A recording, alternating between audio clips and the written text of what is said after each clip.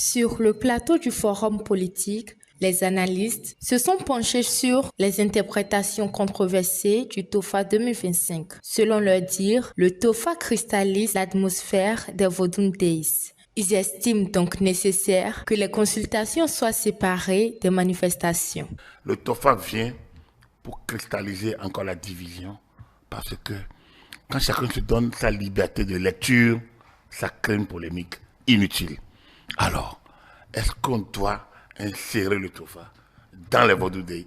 J'ai une doléance, c'est que les organisateurs regardent à quel moment il faut loger le TOFA pour que ça ne vienne pas perturber l'égrégore que crée l'égrégore d'union, le centre, l'émulation, disons la synergie que crée ce moment unique. Il ne faut pas que le FA vienne, le TOFA vienne perturber. La tentation courtisane n'est jamais loin. On a envie de plaire au chef, de servir le discours qui plairait à celui qui consulte. Même quand nous allons chez le Bokonon, chez le voyant, on force les causalités jusqu'à trouver le discours, l'image qui plairait. Donc il y a beaucoup de biais possibles. Donc définitivement, il faut savoir raison garder, trouver une autre place au TOFA et qui s'est révélé peut-être avant, qui se révèle peut-être toujours utile dans des circonstances données. Mais là, il y a comme une extrapolation qui peut nous créer des dommages. Mais maintenant, quand on amène le TOFA au niveau de l'État, dans un État laïque, il faut faire très attention. Sinon, vous rentrez, comme vous le dites, dans la polémique.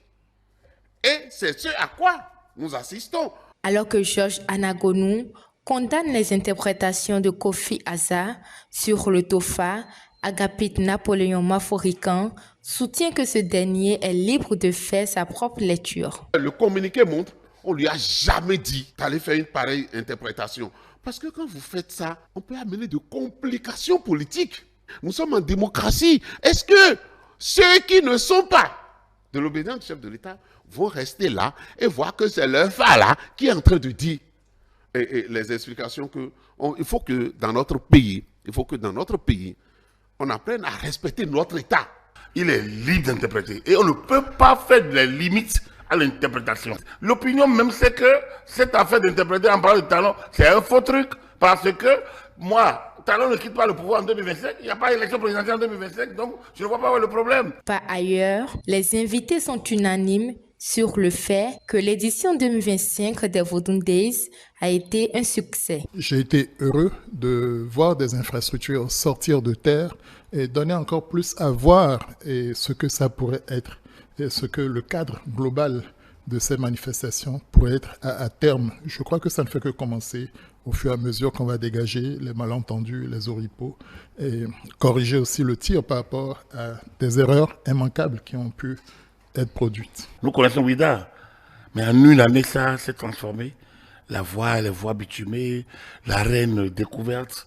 Non, pour moi, je retiens simplement le succès de l'organisation, le succès des prestations, le succès des manifestations et l'engouement populaire.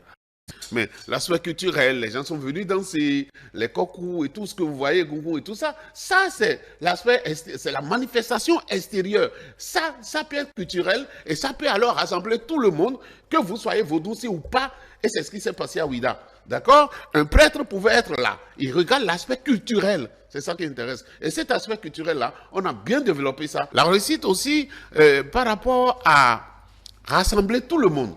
Rassembler tous les aspects culturels de notre pays, du nord au sud. Moi, je trouve que ça aussi, c'est une réussite. Au-delà des polémiques sur le TOFA et quelques défaillances observées dans la gestion de la circulation routière, les Vodun Days restent un événement incontournable dans la valorisation et la promotion de notre patrimoine culturel.